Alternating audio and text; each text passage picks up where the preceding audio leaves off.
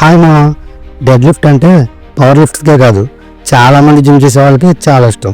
కానీ చాలామంది రాంగ్ ఫామ్లో చేయడం వల్ల ఇంజరీ అవుతారు. బ్యాక్ ఇంజరీ అవ్వకుండా డెడ్ లిఫ్ట్ చేయడం ఎలాగో చెప్తాను, వీడియో లాస్ట్ వరకు చూడండి. ఫస్ట్ ఫీట్ని వైడ్గా పెట్టాలి, బార్ని మిడ్ ఫీట్కి దగ్గరగా ఉంచాలి. నెక్స్ట్ గ్రిప్ చాలా స్ట్రాంగ్గా వేయాలి. హిప్ డౌన్ చేసి చెస్ట్ అప్ చేయాలి అండ్ బ్యాక్ స్ట్రైట్గా పెట్టాలి. ఇదే కీ రోల్.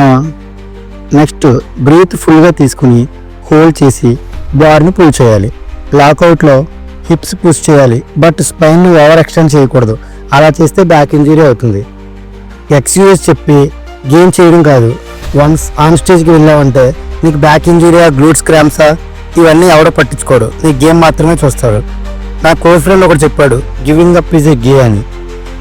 సో ఫామ్ కరెక్ట్గా ఉంటే డెడ్ లిఫ్ట్ సేఫ్గా చేయొచ్చు.